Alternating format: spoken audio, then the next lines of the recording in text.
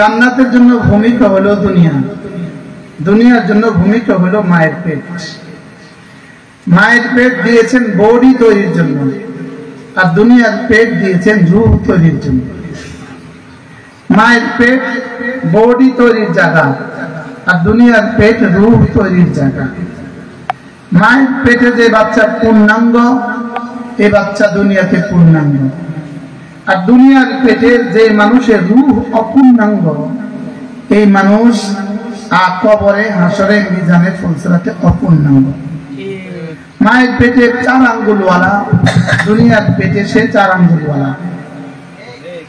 বুঝতেছেন কিছু? মায়ের পেটে 4 আঙ্গুলওয়ালা, দুনিয়ার পেটে কয় আঙ্গুলওয়ালা? এবার পৃথিবীর সব টেকনোলজি মিলে তারা আরেক আঙ্গুল দিতে পারবে না। আঙ্গুল দিবে, তবে ওটা নড়বে না। কি হয়? আমাদের প্রিয় মুর্শিদ হযরত নানুপুরী রহমতুল্লাহ বলতেন, বিজ্ঞান চোখ বানায়, তবে ওই চোখে দুনিয়া দেখে না, দুনিয়া চোখ দেখে। দুনিয়া কি দেখে? চোখ দেখে, লেকিন চোখ কি দেখে না। কৃত্রিম চোখ লাগানো যায়, তবে ওই চোখে দুনিয়া দেখে না, দুনিয়া চোখ দেখে। তাহলে মায়ের পেট যেমন বডি তৈরির জায়গা, দুনিয়ার পেট রূহ তৈরির জায়গা। বলেন, দুনিয়ার পেট কি তৈরির জায়গা? বলেন, রূহ তৈরির জায়গা। রূহ তৈরি হয়ে জান্নাতের উপযুক্ত হবে, আর দুনিয়ার পেটে বডি তৈরি হয়ে দুনিয়ার উপযুক্ত হবে। মায়ের পেটে বডি তৈরি হয়ে দুনিয়ার উপযুক্ত হয়, দুনিয়ার পেটে রূহ তৈরি হয়ে জান্নাতের উপযুক্ত হয়। এজন্য মায়ের পেট থাকার জায়গা না। যদি বাচ্চা স্বেচ্ছায় না আসতে চায়, তাকে কেটে বের করা হয়, পেট কেটে বের করা হয়। যদি সে জিন্দা আসতে না চায়, মুর্দা বের করতে হয়। মগর বের করাই লাগে। বের কি বলেন? কেন? এটা থাকার জায়গা না। বলেন, এটা কি না? এটা থাকার জায়গা না। 10 মাসও জায়গা, 13 মাসও থাকে, এরপরেও আসতে হবে। 17 মাসও থাকে, এরপরেও কি আসতে হবে। এখান থেকে আসতেই হয়, হয় ইচ্ছায়, না হয় তাওয়ান ওয়া কারহা। হয় পূর্ণাঙ্গ, না হয় অপূর্ণাঙ্গ, তাকে আসতেই হবে। হয় জিন্দা বা মুর্দা, তাকে আসতেই হবে। মায়ের পেট থেকে দুনিয়ার পেটে যেমন আসতেই হবে, দুনিয়ার পেট থেকে কবরের পেটে তাকে যেতেই হবে। ঠিক। কবরের পেটে যে যাবে, তাকে হাসরের ময়দানে উঠতেই হবে। এই 2 প্রসঙ্গ আমরা সকলেই বুঝি। মায়ের পেট থেকে দুনিয়ার পেটে আসতেই হয়, এটা আমরা বুঝি। দুনিয়ার পেট থেকে মায়ের আবার কবরে যেতে হবে, এটাও আমরা বুঝি। এটাও বিজ্ঞান স্বীকার করে, এটাও বিজ্ঞান স্বীকার করে। এই 2 পয়েন্টে সারা পৃথিবীর সব আস্তিক, সব নাস্তিক একমত। দুনিয়ার পেট থেকে, মায়ের পেট থেকে দুনিয়াতে আসতেই হবে, এটাতে একমত। আর দুনিয়ার পেট থেকে কবরে যেতে হবে, এটাতেও কি একমত। এখানে কারোর কোনো কি নাই, আস্তিক বিশ্বেরও দ্বিমত নাই, নাস্তিক বিশ্বেরও কি নাই, বলেন দ্বিমত নাই। দ্বিমত হলো ওখানে কবরের পরে আর কোন জীবন আছে কিনা, এই দ্বিমত হয়ে গেল এখানে। তো আগে 2টা যদি বিজ্ঞান মতেও সত্য হয়, তো পরের গুলো কোরআন মতে সত্য, বিজ্ঞান অস্বীকার করলেও সত্য। চোখে দেখাটা যদি কোরআন মতে সত্য হয়, চোখে না দেখাটাও কোরআন মতে সত্য। আর চোখে দেখাটা সত্য মনে করা, এটা ঈমান নয়। আর না দেখাটাকে সত্য মনে করা, এটার নাম হলো ঈমান। কি হয়? না দেখাটাকে সত্য মনে করা, এটার নাম কি বলেন? আর দেখাটাকে সত্য মনে করা, এটা কি নয়? এই জন্য স্রষ্টাই মহান, এই শব্দ বলা ঈমান নয়। এই শব্দ বলা কি নয়? এই জন্য বেঈমান বিশ্ব এই শব্দ খুব বলে, স্রষ্টাই মহান। একটা শব্দ আছে কি, এটা বেঈমান বিশ্ব বলে কি না, বলে না। এই জন্য স্রষ্টাই মহান এই শব্দ বলা ঈমানের জন্য যথেষ্ট নয়। এটা ঈমানের জন্য কি না, 1,00,000 বার বলে স্রষ্টাই মহান, স্রষ্টাই মহান, সে কিন্তু মুমিন হবে না। কারণ স্রষ্টাকে পৃথিবীর সব মতাদর্শওয়ালারাই স্রষ্টাকে স্বীকার করে। সে এটা বুঝে আমাকে বানানেওয়ালা আছে, আমাকে বানানেওয়ালা কি আছে। ঈমান হলো স্রষ্টা একজন, এটা হলো ঈমান। আর ওই স্রষ্টা যিনি হন তিনি মাবুদ হন, এটার নাম হলো ঈমান। এজন্য হিন্দুর গাড়িতেও লেখে স্রষ্টাই মহান।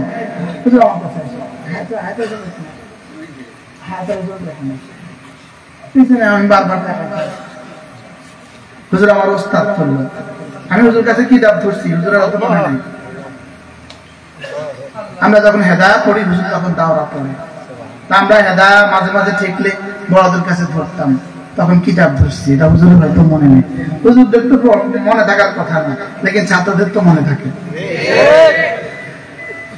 বারহাল আমরা কি বললাম বলেন, স্রষ্টাই মহান। হিন্দুর গাড়িতে কিন্তু লেখা থাকে স্রষ্টাই মহান, থাকে না? থাকে না। এটা কিন্তু ঈমানের জন্য যথেষ্ট নয়, কারণ স্রষ্টা অ্যাজ এ ক্রিয়েটর, তিনি স্রষ্টা, এটা কিন্তু সকলেই স্বীকার করে। লেকিন তিনি ওয়াহিদ, তিনি আহাদ, এটা সকলেই স্বীকার করে না। তিনি লা শারীকা লাহু, এটা সকলেই স্বীকার করে না। লেকিন স্রষ্টা একজন আছে, এটা সকলেই কি করে বলে? এটা সকলেই স্বীকার করে। স্রষ্টাকে আবার সেজদাও দিতে হয়, এটা কি স্বীকার করে না। স্রষ্টার আবার ইবাদত করতে হয়, এটা কি স্বীকার করে না।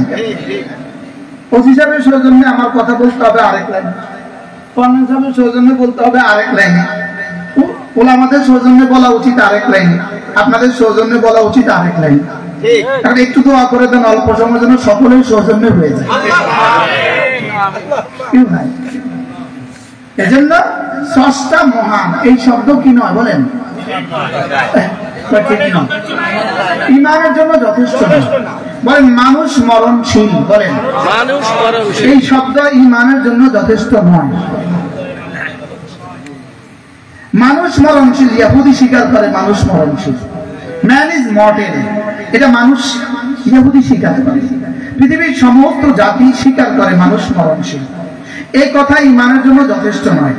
আসলে কোরআনে কারিমে মানুষ মরণশীল বলেন নাই, কোরআন মানুষ মরণশীল বলে নাই। বলেন বলেন, কোরআন বলেছে কুল্লু নাফসিন যায়িকাতুল মাউত, সমস্ত প্রাণী মরণশীল। বলেন সমস্ত, এর মধ্যে কিন্তু গরু আছে, ছাগলও কিন্তু আছে, বিড়ালও কিন্তু আছে, কুকুরও কিন্তু কি আছে। তাহলে মানুষ মরণশীল শুধু এটা ঠিক কথা নয়, সমস্ত প্রাণী মরণশীল। বলেন তাহলে এই অংশটা আয়াতের এই অংশ কুল্লু নাফসিন যায়িকাতুল মাউত, আয়াতের এই অংশ গরুর আয়াত, ছাগলেরও আয়াত, বিড়ালেরও আয়াত, শিয়ালেরও আয়াত, সাপেরও আয়াত। এই অংশ শুধুই মুমিনের আয়াত না, এরপরে আরেকটা অংশ আছে, ওটা হলো মুমিনের আয়াত। কুল্লু নাফসিন যায়িকাতুল মাউত ওয়া ইন্নামা তুওয়াফাউনা উজুরাকুম ইয়াওমাল কিয়ামাহ। এখানে বলেছে কুল্লু নাফসিন, প্রত্যেক প্রাণী, যায়িকাতুল মাউত, এই শব্দ আমি এখন আর ব্যাখ্যা করতে যাব না, মরণের স্বাদ আস্বাদন করবে। প্রত্যেক প্রাণী মরণশীল। এরপরে শব্দ ইন্নামা তুওয়াফাউনা, শুধু তোমাদেরকেই দেওয়া হবে পুরা পুরা, তোমাদেরকেই দেওয়া হবে পুরা পুরা উজুরাকুম, তোমাদের পুরস্কার। এখানে গরু নাই, এখানে ছাগল নাই, এখানে শুধুই আমি, এখানে শুধুই কি বলেন আগেরটা কারা বলেন, গরুর অংশ, বলেন ছাগলেরও অংশ, বিড়ালেরও অংশ। আর ওয়া ইন্নামা তুওয়াফাউনা উজুরাকুম ইয়াওমাল কিয়ামাহ, কিয়ামতের দিনে তোমার আমল পুরা পুরা তোমাকে যা দেওয়া হবে, এটা হলো আমার আয়াত। এখন আমি আমার অংশ ভুলে গিয়েছি, গরুর অংশ আমার মনে আছে, মনে হয় বুঝেন নাই। কোন অংশ মনে আছে বলেন? গরুর অংশ মনে আছে, এটার নাম ঈমান নয়। যেটা আমার অংশ এটার নাম হলো ঈমান। কি বলে গরুর অংশ কি বলেন? গরু মরবে তবে গরুর যাজা আর সাজা নাই, ছাগলের মরবে তবে ছাগলের যাজা আর সাজা নাই, বিড়ালের মরবে তবে যাজা আর সাজা নাই, সমস্ত জানোয়ার মরবে তবে যাজা আর সাজা নাই, এমনকি ফেরেশতারাও মরবে তবে যাজা আর সাজা নাই, আমরাও মরবো তবে যাজা আর সাজা আছে। কি আছে বলেন? যাজা আর সাজা কার আছে? না আমাদের বলেন না, আমার বলেন। আমাদের বললে তো সে তুমি আমি তিনে মিলে আমাদের হয়। আমার আমার আমার বলেন কার? সাজার সাজা কার? এই জন্য পৃথিবীতে গরু আর ছাগল হাজারো নাফরমানি করে। গরু কি পরিমাণ জেনা করতে পারে আর ছাগলে কি পরিমাণ জেনা করতে পারে, লেকিন কোন গরু আর ছাগল এত নাফরমানি সত্ত্বেও জাহান্নামে যাবে না। আর কোন ফেরেশতা জীবনে কখনো কোনো গুনাহ না করে এত পরিমাণ জিকির করেও কোন ফেরেশতা আশরাফুল মাখলুকাত না। বলেন ফেরেশতা জান্নাতেও যাবে না। বলেন এই কথা জীবনে প্রথম শুনছেন। শুধু ফেরেশতা বুঝি জান্নাতে যাবে না? প্রশ্ন বলেন না। ফেরেশতা বুঝি জান্নাতে যাবে না? ফেরেশতা জান্নাতেও যাবে না, জাহান্নামেও যাবে না। জান্নাতে যাবে যাবে কোথায়? না, ফেরেশতা জান্নাতেও যাবে না। বলেন জাহান্নামেও যাবে না। ফেরেশতা যাবে কোথায়? কিছু ফেরেশতা জাহান্নামে যাবে, কিছু ফেরেশতা জান্নাতে যাবে। জাহান্নামে যাবে কেন? জাহান্নামীদেরকে পিটাবার জন্য। আর জান্নাতে যাবে কেন? জান্নাতীদেরকে শরবত খাওয়ার জন্য। কয়েদি পুলিশ আছে, কয়েদি পুলিশ কয়েকখানা থাকে, আসামি হিসাবে না স্বাধীন হিসাবে? স্বাধীন হিসাবে। কয়েদি পুলিশ যে জেলখানা থাকে ওরা কি আসামি হিসাবে থাকে না কর্মস্থল হিসাবে থাকে? কি হিসাবে থাকে? কর্মস্থল হিসাবে থাকে। তাহলে কর্মস্থল হিসাবে যারা থাকে, এই জন্য ফেরেশতা জাহান্নামেও যাবে কর্মস্থল হিসাবে, জান্নাতেও যাবে কর্মস্থল হিসাবে। না বুঝাই জি কি কিসের উপরে জি বলছেন? কি হিসাবে যাবে বলেন? জান্নাতে কেন যাবে? আমাদেরকে ফল খাওয়াবার জন্য, আমাদের বদনা আগায় দেওয়ার জন্য। ও বদনা ওখানে লাগবে না, ও তাও লাগবে, লাগবে আগায় দেওয়ার জন্য। দুলার সাথে শ্বশুর বাড়িতে ড্রাইভারও যায়, ড্রাইভার শ্বশুর বাড়িতে গেছে না? ড্রাইভার কোথায় গেছে?